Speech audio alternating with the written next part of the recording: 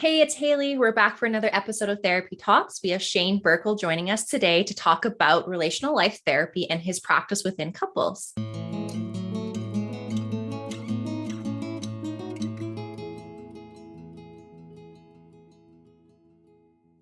Welcome, Shane. Thanks for joining us today. I would love for you to take a moment just to maybe introduce yourself and maybe share a little bit about your professional background. Sure. I'm Shane Birkel. I'm a marriage and family therapist. I live about an hour from Boston, where I have a private practice where I work mostly with couples. And I'm certified in relational life therapy, which is a model for doing couples therapy that was started by Terry Real. And I also make a lot of videos on TikTok and Instagram about having a better relationship or just funny stuff about relationships. And I have a podcast that's primarily for therapists. It's called the Couples Therapist Couch, about the practice of couples therapy. Wonderful. So a lot of different things going on. And it sounds like you've really broken into like the media sphere and really trying to make mental health more digestible or accessible, or sometimes just have a good joke around it. Yeah, definitely. I think that historically, the field of mental health can feel a little stuffy and buttoned up, so to speak, and I think it's really cool the way in which a lot of therapists have been using social media to sort of make it, I think, more accessible for a lot of people to feel more comfortable talking about these types of things. Definitely. And probably even especially couples counseling, because like in your opinion, do you still feel like there's a lot of that apprehension or negativity around couples counseling? Yeah, definitely. And I think that comes from a misunderstanding of what it's all about. I think, sometimes couples feel it's almost like they feel like it's an acknowledgement of failure if they get to the point where they need to have couples therapy, when I really think that none of us as human beings are really educated about how to have a healthy relationship. I think anybody in the world would benefit from going to couples therapy, and hopefully that's changing a little bit, but I do think that stigma still exists. Definitely more of that approach of not coming because you're in conflict necessarily, but more of like a proactive measure or just how to have like that better relationship where you're more connecting. Yeah, absolutely. Mhm. Absolutely. And so Yeah. you said that you said relational life therapy. That personally is Yeah. something I have no idea about. That's not one of the modalities that I use. I'd love for you to maybe break that down a little bit. Yeah, absolutely. I think when when I work with individuals, doing when we're doing individual therapy, it's easy to move into compassion and understanding for the person that we're working with, and we're talking to them and we're going into their story.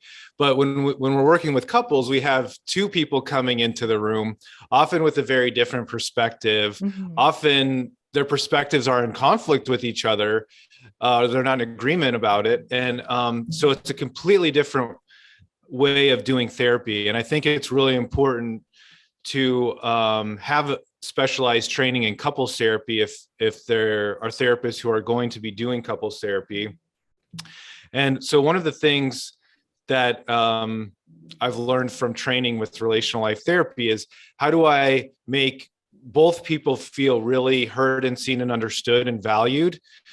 And at the same time, how do we take on some of those difficult behaviors that are being brought up? How do I actually lovingly confront some of the behaviors that need to change without making people feel blamed and judged and criticized?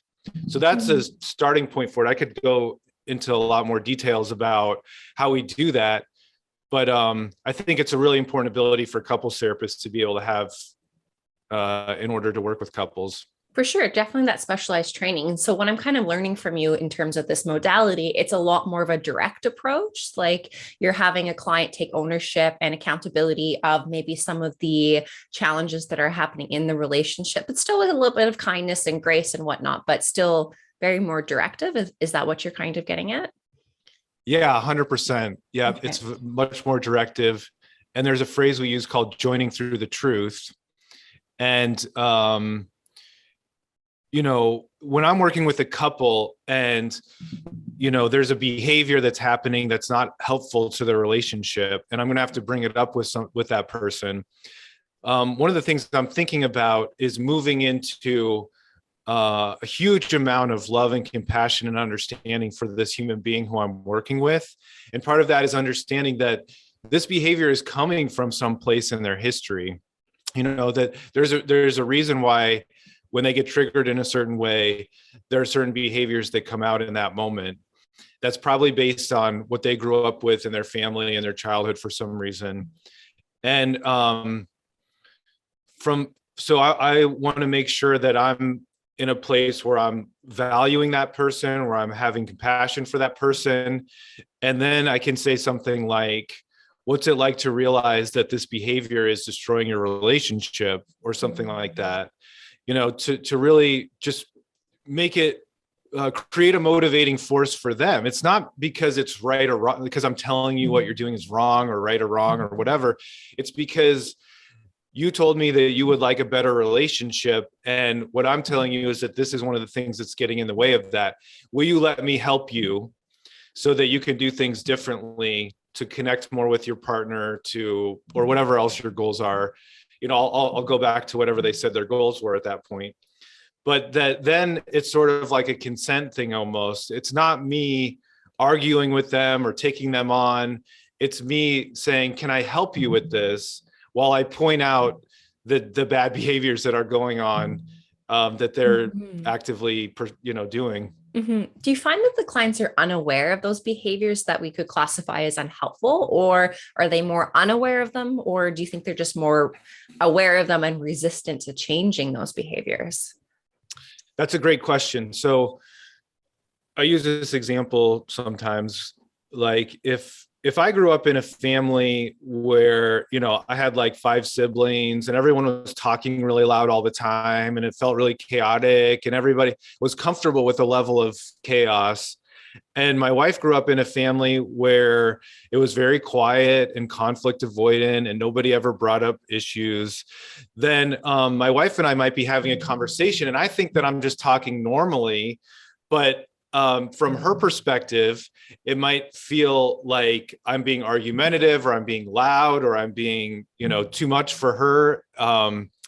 And so we want to sort of, so in that example, there's a realization that it's not in my conscious awareness that what I'm doing is not working for my wife. And that's how I encourage people to bring anything into the conversation, that there's no right or wrong. There's no objective reality.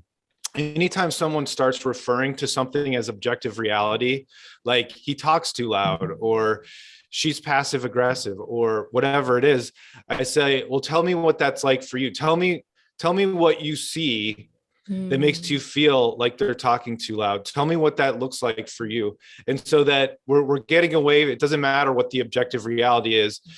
It matters that my partner feels like my volume is too loud. And from that place, I can move into compassion and understanding for her about that and try to make an adjustment about my behavior, because I want to help her, not because what happens for a lot of couples is they'll get into an argument like, you're talking too loud. And I'll say, well, no, I'm not.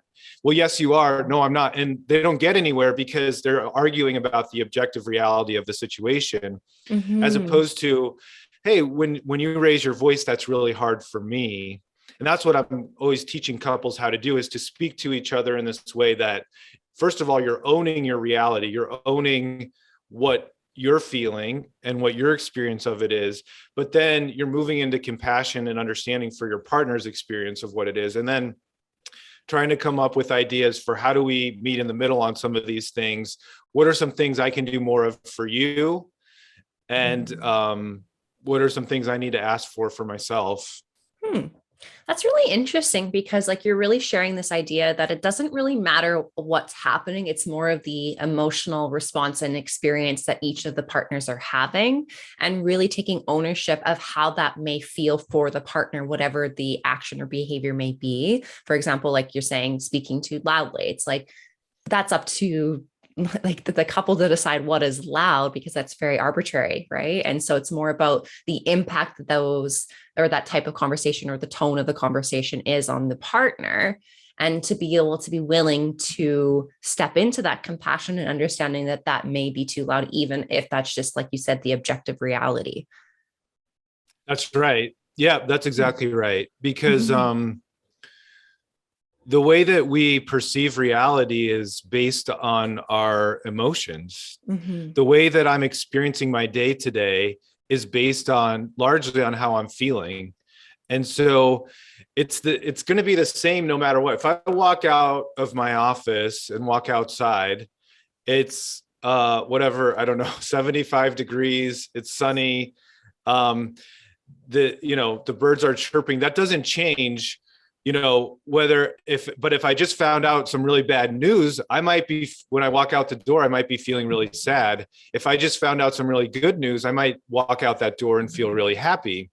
And Mm-hmm. so my reality is completely based on my emotions. And so many people in our society are conditioned, really, to not be in touch with their emotions and to not feel their emotions. And they will talk about the objective reality. Well, I'm upset because that guy just cut me off, or I'm having a bad day because that guy just cut me off, as opposed to the idea of communicating like that person just cut me off and I'm feeling afraid and hurt and disrespected, or whatever things are coming up for me.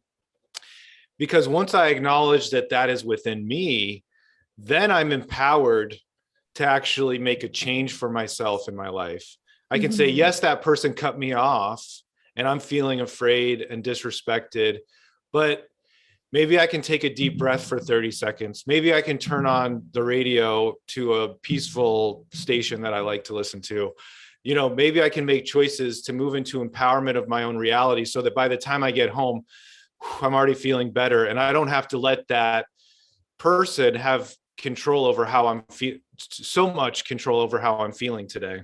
Mm-hmm. So you really highlight the importance of emotional regulation, because if a client is unaware of how they're feeling, then they're not able to be empowered. So you're really trying to guide them to be aware of what their inner experience is, and then help them to be empowered. But do you find that there are a lot of clients do you struggle with that ability to emotionally regulate, or have the motivation, or because like in my own kind of practice, I notice that sometimes clients will go, well, it's just so hard, like these feelings are just so hard, and they're not able to like push past some of that emotional dysregulation that they're feeling. Like when you Mm-hmm. say turn on the radio, or take some deep breaths, like that step to do that actionable coping skill. Yeah. Well, if somebody were to say, well, but this emotion is just so hard, it's just so big, it just feels so whatever, my next statement would be, okay, well, what do you want to do with that? Mm-hmm. Again, which is a question to move them into empowerment. Mm-hmm. And I look at it like, maybe this is an oversimplification, but there are two options.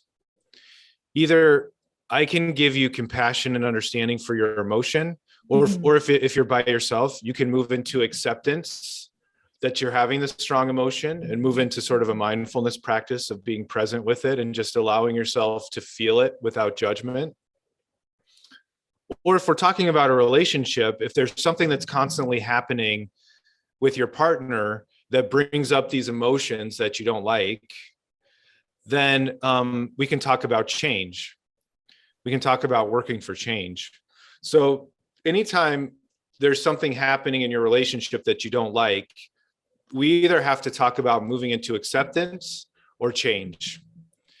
And if you wanted, your acceptance work is for you, doesn't really involve your partner. But the conversations that need to happen with your partner, there's a very specific way that we need to have those conversations. And it's not going to be blaming or judging your partner for the things that they're doing. It's going to be, first of all, this is key to what you were just talking about. I need to move into, first of all, being in touch and connected to what I'm feeling in the first place. Mm-hmm.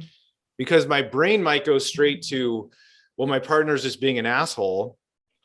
But again, what, like you and I were just talking, what that really means is that I'm having an emotion that I don't like.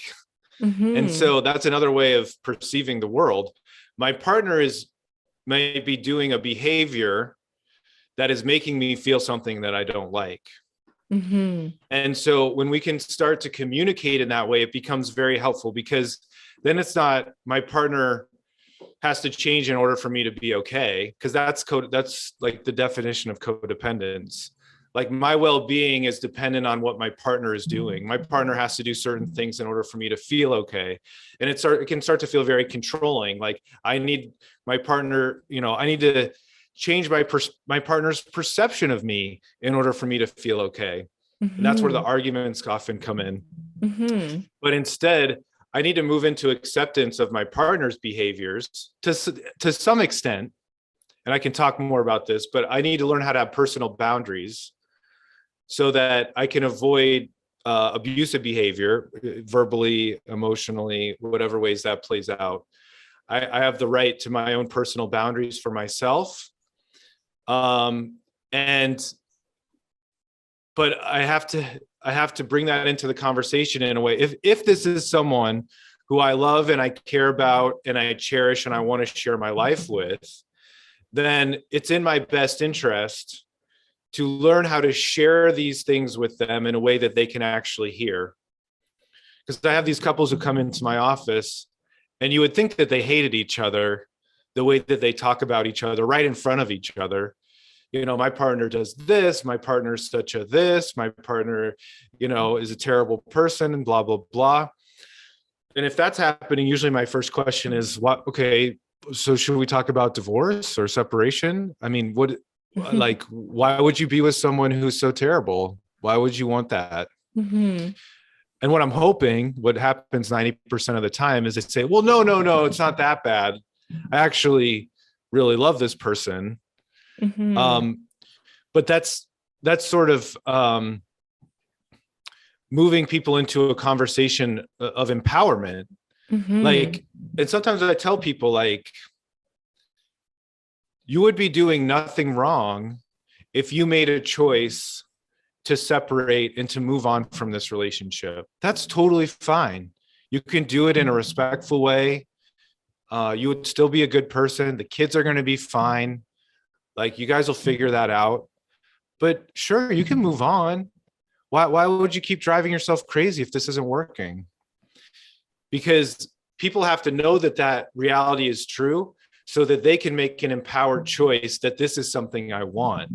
I'm not choosing this because I have to or because I'm stuck. I'm choosing this because this is what I want. And from that place, we can have a completely different conversation about, here are the things that I love and I value about my partner, and here are the things I'm really struggling with. And Mm-hmm. what of those things do I need to accept and grieve? Because in every relationship, there's going to be a grieving process of what I'm not getting from my partner. So what Mm-hmm. about those things do I need to accept and grieve that I'm not getting? And what of those things are worth fighting for and working toward change and bringing it into the conversation with my partner in a respectful, constructive way? Mm-hmm. Definitely. And you make a really good point about like the grieving process. But do you find that like, oh, some couples and partners, when they're saying like you did this, or and then the one's like, well, you did this, it's like the ego needs to take a seat. It's almost like they want to be right. And if they let it go, they're no longer like honoring their values. Absolutely. Mm-hmm. That's one of the losing strategies. Terry Real, who I've been trained by a lot, has 5 losing strategies. One of the losing strategies is being right. Mm-hmm. He says you can either be right or you can be in a relationship. Yeah. It's your choice.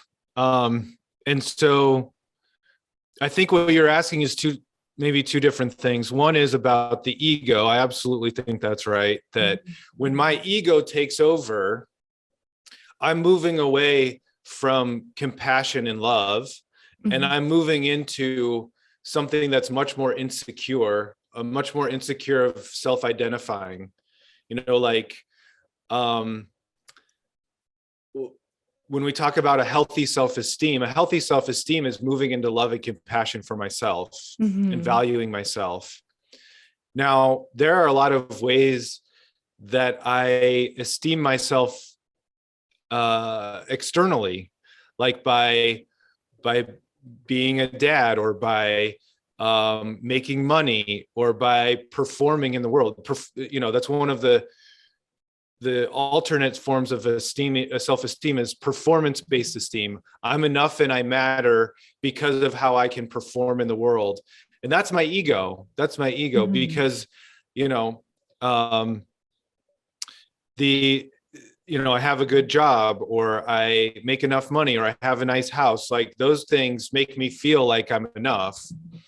But it's not true healthy self-esteem. And so, one of the things, like when that ego, when I'm with my partner and we're arguing and my partner says you were late, and if I have a value of being a good husband, being a good partner, and not being late and showing up for my family, and they tell me that, I might go into a place of shame of like, oh no, like my deepest, darkest fears of not being a good husband are being triggered.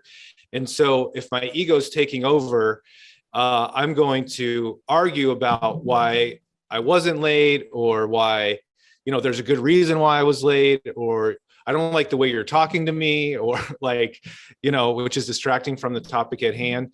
And, but yeah, you're right. So that often does happen when it's connected to some sort of value that I have about myself that's attached to my ego.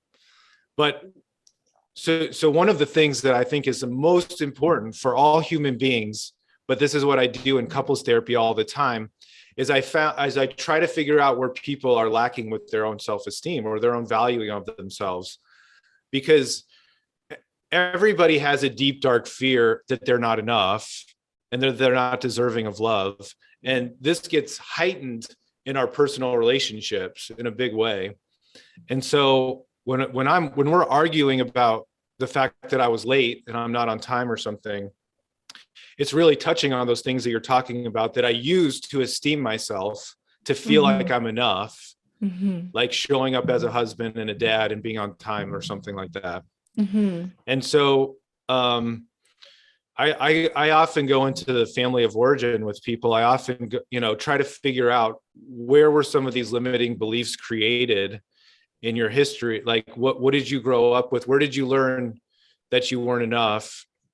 And try to figure out how that's connected to what's going on in the present.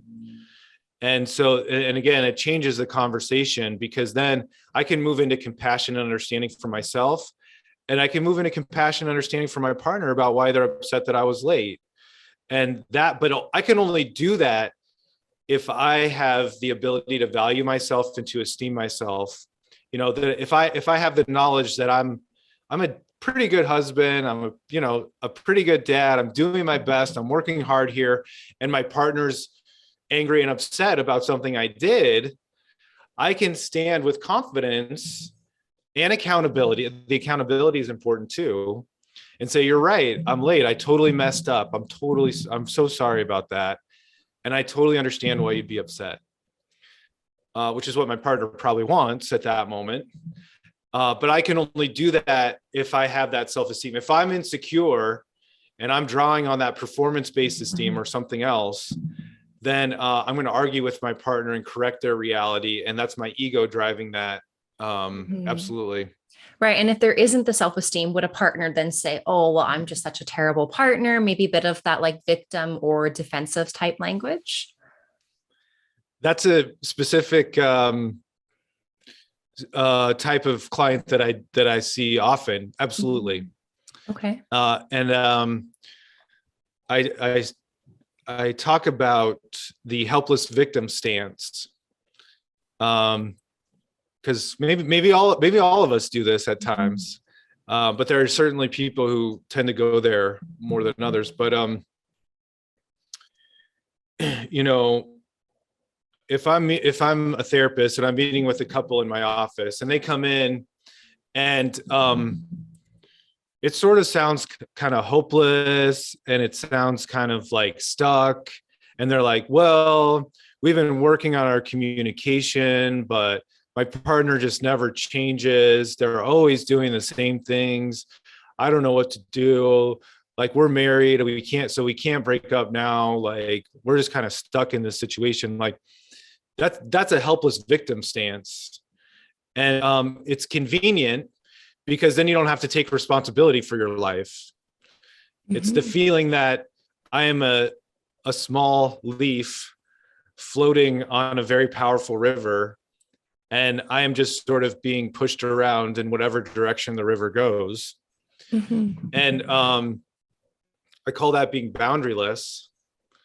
It's and it comes from a lack of self-esteem. So the more I have healthy self-esteem and feel empowered, the more I am able to have good boundaries in my life, whether it's with my partner or at work or in whatever situation. So, for example, that couple I was just mentioning, like, instead I would want to move that person into a sense of empowerment that, yes, there are these challenges in my relationship. Yes, I haven't figured out how to deal with them yet. Yes, my partner drives me crazy sometimes. And I feel like I have hope and there's potential for change. And I can always leave this relationship if it's really that bad. So that's the sense of empowerment that I want to move people into, so that they're not stuck in the helpless victim stance. Is there like a lot of overlap between that kind of style of support and like motivational interviewing? It just sounds like oddly familiar because of like helping clients to really recognize where the challenges are, but kind of phrasing questions in ways, but there only ends up sometimes being a variety of right answers. So it's like, yeah, I realize that this isn't going well. And you're kind of helping to help them to have more deeper awareness on the challenges so that they can move forward into like that empowerment and positive change. Yeah, I definitely think, and I don't know enough about motivational interviewing to speak intelligently about it, but I definitely think that there are some similarities. And I think that it started around the 50s or 60s, and it definitely into the 70s, a big movement in sort of systems theory and family systems thinking. And I believe that a lot of really good therapy came out of that. I believe, I don't know for sure, but I think motivational interviewing was influenced by that. I think that what I do is very much influenced by that. But it's sort of the idea of systemic thinking is that as human beings, we are very much interrelated with other people all the time. And so the whole idea of me being an authentic individual, but also having boundaries and being able to interact with other people is very important and very influential on who I become as a person. So much about who I am is based on the particular family that I grew up in, where I formed a lot of beliefs about the world. And when I'm dealing with my personal life or my relationship in the present, that's all coming into it in a huge way, and I'm not even conscious of it.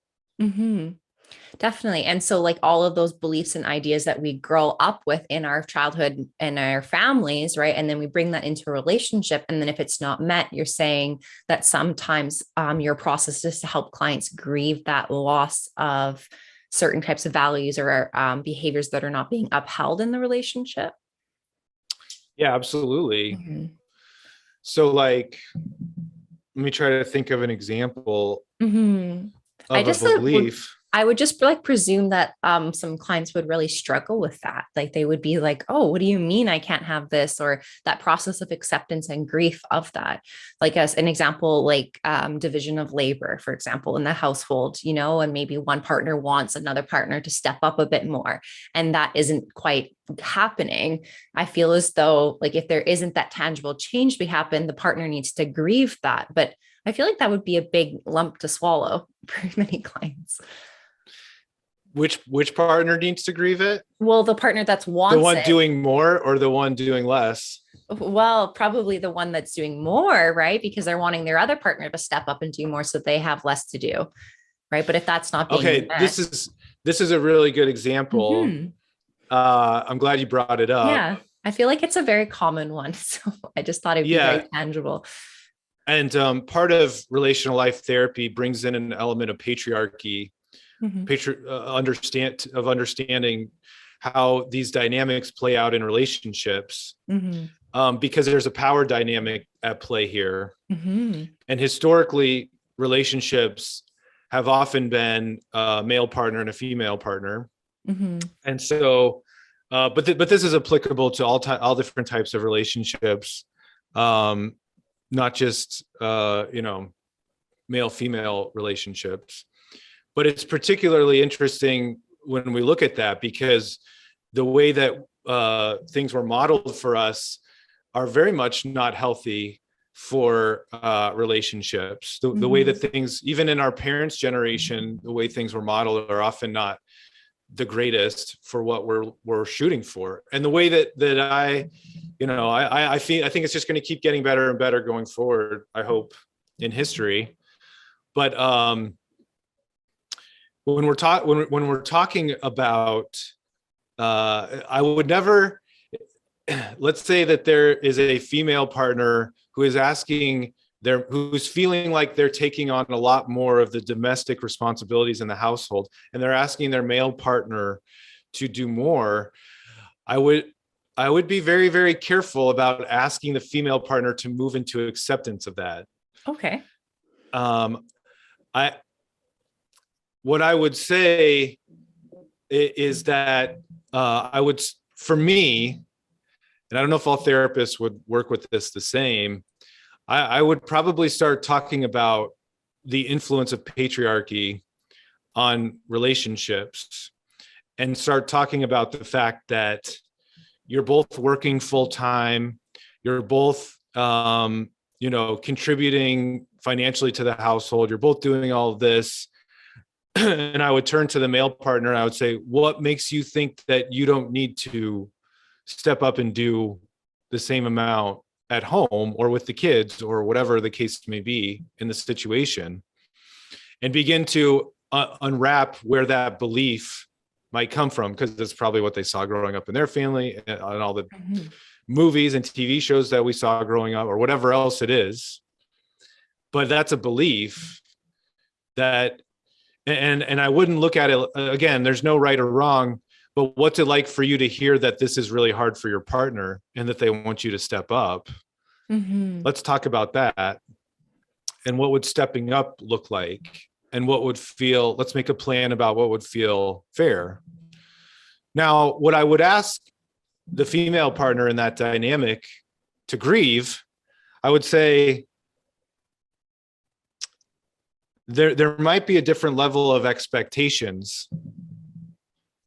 So if you know if your partner feels like you just have to clean the house once every month, and you feel like you need to do it every week, it doesn't mean they're a bad person. It doesn't mean you can yell at them or criticize them for not wanting to clean the house more often. That's what you have to grieve. And that you might have to make a request. And this is a unfortunate dynamic of patriarchy, is that the female partner often feels like, why do I always have to take on the mental load of everything that needs to happen and be the one who makes the request in the first place? Why can't he just know that the house needs to be, that whatever needs to Mhm. happen? Is And that like, I'm sorry, is that like the functional reality? Like her reality is that the house needs to be cleaned weekly, but his is that it needs to be cleaned monthly. And so it's a grieving of like their change in expectations and reality. yes, it's a grieving in that, and it's a Mhm. grieving in, it's like it's realizing that it's okay that you have to ask for what you want. Hmm. Like if you want the house cleaned every week, it doesn't mean it's a problem that he doesn't realize that. Ask for it. It's okay to ask for it, Mhm. instead of coming from a place of criticism.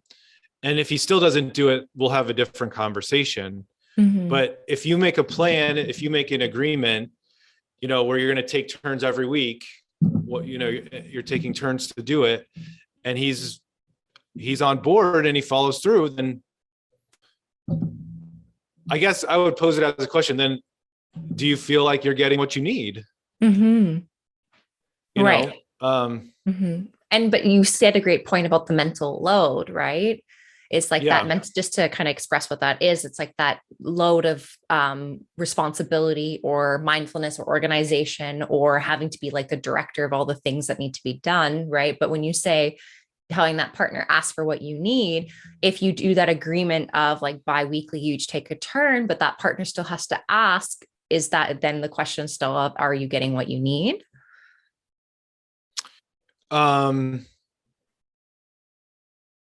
One of the things what I was just thinking about as you were asking that is that it's much better for me as a therapist to take on the partner than it is for the partner. This is why couples therapy can be so helpful. Mm-hmm. So what happens in these particular dynamics, like you're describing, is that the couple will come in, and what it will feel like is the female partner just complaining a lot, Mm-hmm. and the male partner being very dismissive and distant and avoidant, and reporting that I just want everyone to be happy. I don't know why we can't just relax and be happy. Mm-hmm. Um, and so, because I'm familiar with this dynamic, I know that the male partner is the problem in the situation in my mind. But I have to get the female partner to move into a place of respect. First of all, look, I'm going to work with him. I totally get how exhausted, overwhelmed, like this is bad. This has to change. I totally agree with you. That's what I would say to the female partner. But there's a couple little things I need some help with from you, or some things that I think are going to really help the situation. And one is speaking respectfully, at making it a request, being clear about what you want and coming up with a plan. But then I'm going to turn to the male partner and say, look, hey, this has to change. This is bad. This is really, really bad. I know, tell me where this came from. I know this, maybe this is what you learned growing up, but this is not okay. We have to figure out how to step up. Your partner's drowning here. This can't stay like this. So I'm trying to create a new sense of reality for that person. But I'm working with the other person at the same time to move into a place of respect and understanding. But then we can talk about, where are, and so I'm going to talk about the whole idea of the mental load. I'm going to bring that into the conversation. I'm going to talk about how the male partner can take more initiative on doing things and noticing things and being present in their life. And again, that's an esteem issue. How do you maintain a self-esteem, enough self-esteem for yourself that you can face these conversations with your partner and you stop avoiding the reality, but that it's also really helpful if we can come up like, what are some things that this person can do to take some of that mental load off your plate? Like, what if they just took over the laundry? What if their job, they have the mental load for the laundry? Or what if picking up the kids from school every day, they took on the mental load that's just something they do all the time? How would that be? And then it's just a problem solving conversation about some of those logistics. Again, it's not fair that the female partner would have to initiate that in the first place and be the one to ask for it. But it's with the intent of helping them, feel better about the situation and for it to be more equitable in the situation.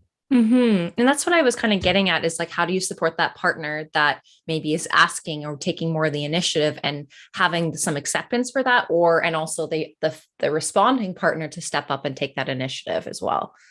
Right. And it sounds like you're having to Yeah. do like a bit of like a dynamic. And so when you say like you support that partner and having their other partner step up and take that initiative, are you doing that in the triad, like in the 2-on-1 with you, or are you doing like individual sessions with each of the partner as well? Most of the time it's all together. I try to do everything all together if Mm-hmm. possible. Okay. Yeah, for sure. And I saw that you structure a lot of your sessions in either like really like a, what was it, 100 minutes or day intensives. And could you maybe share a little bit about why you do that? Yeah, absolutely.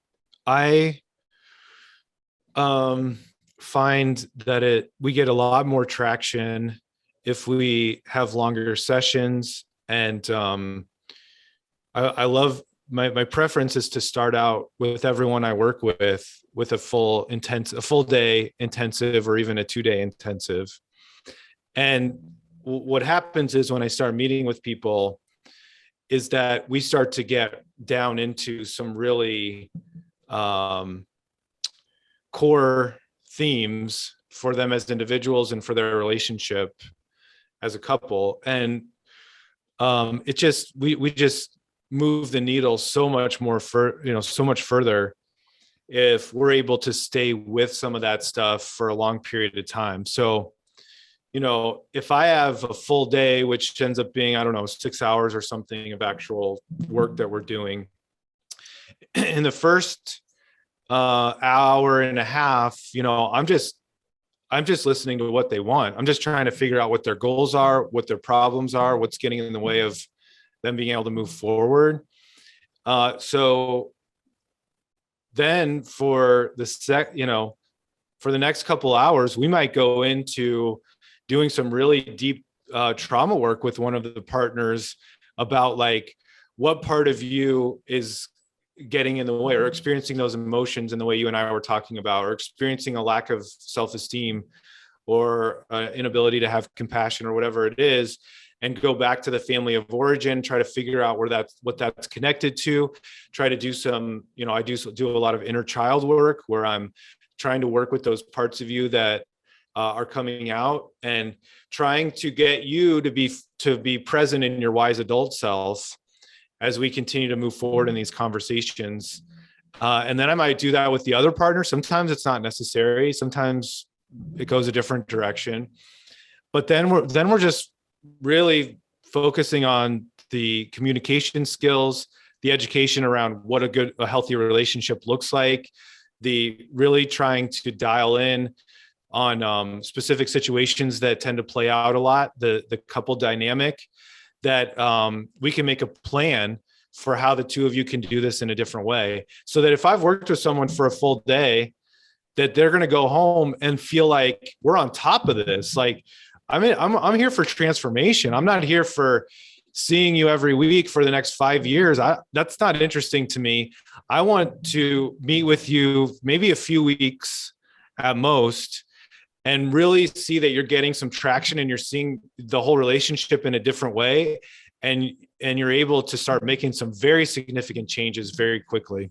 Mm-hmm. So more of the intensive. And so you're not necessarily seeing clients long term, but you're seeing them more in a short term paradigm. Yeah. And I definitely have a couple of clients who I've seen for 5 years, but it's more like maintenance at that point. Mm-hmm. And Okay. that's okay. That's okay too. But the way I work tends to be more intensive and more trying to create big changes in a short amount of time. Mm-hmm. So, what would you say to like John Gottman's statistic that 69% of relationship challenges are cyclical and repetitive? I think that's a great statistic. I think that the way in which if I'm in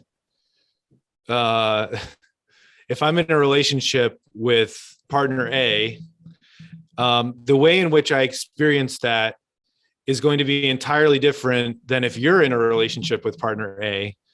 The stuff that comes up, the triggers, the emotions that come into it are going to be totally different because my history is very different from your history.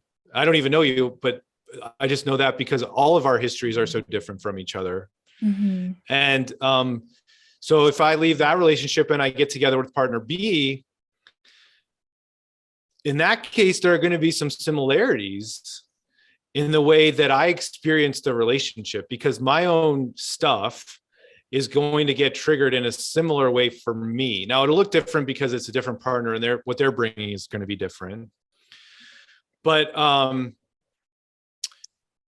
The thing that, like, if I grew up in a family where I experienced a lot of neglect, if that was the theme for me, where my parents never talked about emotions, I was in kindergarten and I got home and I got off the school bus and no one was there and I had to get my own snack and nobody was asking me how I was doing. And like, I mean, there are a couple of different ways that could play out for me as an adult. I could either just get used to the fact that I need to take care of myself, and I could feel sort of like, and I could have no idea how to talk about emotion. So I could look like sort of an emotionally distant person who is trying to have a relationship, but seems very emotionally distant. I don't want to talk about what I need or want. I don't want to talk about my emotions. I don't know how to talk about, I don't even know what my emotions are.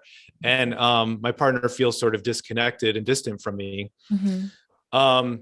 That's going to be true whether I'm with partner A or partner B. And it's going to be true 5 years from now. If I don't work on it, it's going to be true now. It's going to be true in 5 years from now. It's going to be true in 10 years from now. Whether, if we just started our relationship, we might be struggling with who's taking out the trash. But it's going to still feel like I'm very distant and my partner's feeling very alone.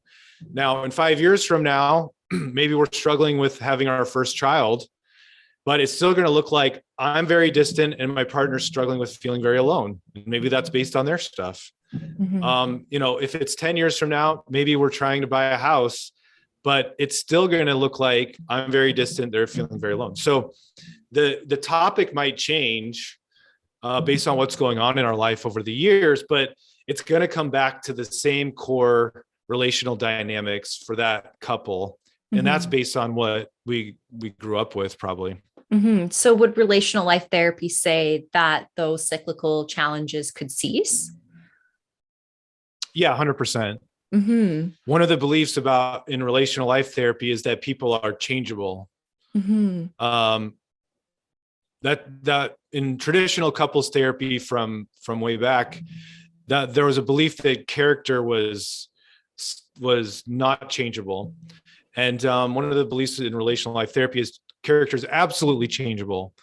That if I'm working with that guy who grew up with that neglect and he's a distant, avoidant person, that I absolutely have the ability to do some inner child work with him and work with that little 5-year-old who grew up and didn't have anybody there for him, and begin to change the way that he experiences the world and that he sees himself and he sees his partner, and has the potential to be in a relationship. Mm-hmm. So that's really like a really positive, optimistic lens from that, because like when I was doing some reading on it, it seemed almost like relational life therapy was very directive. And I felt just like an opinion of it. It was like, how did clients maybe connect with that? Because sometimes they do really want that softening. But the more that you explain it, that empowerment piece and that helping clients to transition towards compassion, it just seems like very tangible and a practical modality in terms of couples counseling. Yeah, 100%. Mm-hmm. And if I'm struggling with a client, if I have a really difficult person who I feel is difficult for me, Mm-hmm. who's really argumentative, who's really, not very compassionate toward others, what I would say is one of my hardest people to work with. My mind, I goes into, move into compassion, move into love. How do I connect with this person? How do I be understanding that there's some good reason why they are the way they are. So I have to lead with that. I try to like all of the people I work with. I try to love all of the people I work with. I try to move into that compassion and understanding, and really let that be present in the room at all times when I'm working with people, so that because they have to feel safe, and they have to know that I'm on their side. If I'm going to be directive or join through the truth, I really have to lay down that foundation of compassion first of all, so that they know that I'm on their side. And it's more like, will you let me help you with this now? Once we've identified it, so that it feels like it's really a team effort.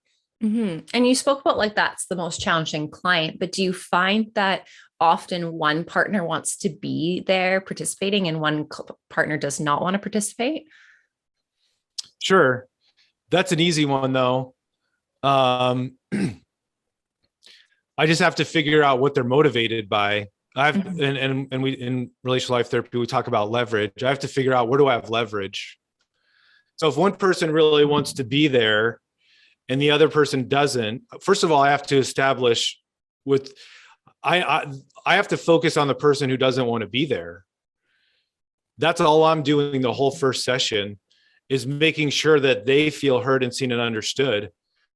I don't care about the person who made the appointment and wants to be there. They're coming back no matter what. So they might be sitting there feeling like, why aren't you talking to me? Why aren't you asking me what I want? And I'm like, listen, if we don't figure out what your partner needs and wants, and figure out why they don't even want to be here in the first place, and figure, we're not going to have a second session. So we need to focus on this and really get clear on what they want, before we do anything else, and make sure that setting up the next session is based on addressing whatever it is that they think might be helpful in the situation. It almost makes you want to laugh, because it's like that partner is like the eager beaver metaphorically. And like, they're going to be there. They want to do it. They're the ones doing the homework and taking notes, but it's really that other, like the other partner or client that isn't really showing up, and you have to have an understanding as to why. Right. Yeah, totally. Exactly. So if this is a general kind of question, but would you have some tips for clients and couples who are maybe struggling, and maybe what their first steps could be? Yeah, absolutely. I think when you're entering into a conversation, people make the mistake of making it about objective reality, or making it about us conversations, like we always argue. And if I could give one little piece of advice for people out there, it would be to differentiate the two experiences, to think about it like, I have my reality and my partner has their reality. And those are going to be two very different things. And so when we're entering into those conversations, we have to decide who is the speaker and who is the listener. And the listener is at the service of the speaker. The listener role is harder. And so the speaker has the right to talk about their reality. They have the right to, but they have to own it. They have to say, this is what's going on for me. This is what happened. This is the story I make up about it in my head. This is how I feel about it. And maybe a request like, this is what I would want. This is what I would want to be different. And the listener's job is not to dispute it. Even if they say, I feel like I'm worried because there's aliens in the basement, the listener has to say, what I hear you saying is that you're really worried because you think, you feel like there's aliens in the basement. They have to stay with it. It's not your time to do problem solving. It's not your time to dismiss their reality or be defensive or anything else. It's your time to really tune in to the speaker's reality and be understanding. And then vice versa. So anytime you're in a conversation with someone, you have to decide, am I trying to get my point across, which means I'm the speaker, or am I the listener? Because it's hard to do both at the same time. So that's what I would recommend for people. Really be clear that each of you has your own experience, and it's worth being really understanding, taking the time to be really understanding about what's going on for each person. And you highlight one of the most cliche things when you say like relationships are all about communication. Yeah, exactly. Yeah, wonderful. That's really funny. Yeah. Is there anything else you wanted to highlight today, or anything that we missed that you feel like would be important to share? Just that the level to which I'm struggling with that communication and doing the speaker listener, like I was saying, is probably directly connected to my level of trauma growing up in my family. So the more I'm struggling with the conversations in the present and having all kinds of emotions flood in and feeling really angry at my partner and whatever else, the more it might be helpful to really take a look at what are some of the ways that I struggled growing up. Can I make any connections to the way I'm struggling right now that are connected to things I went through growing up? And moving into compassion for myself as a starting point about some of the ways I'm struggling. I think that's so important.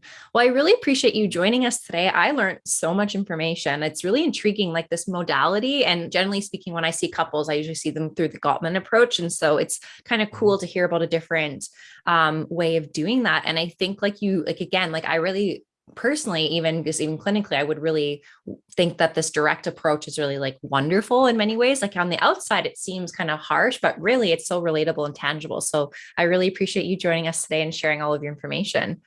Yeah, thank you so much for having me. This was a great conversation. I Yeah, for appreciate sure. it. Thanks so much. Awesome.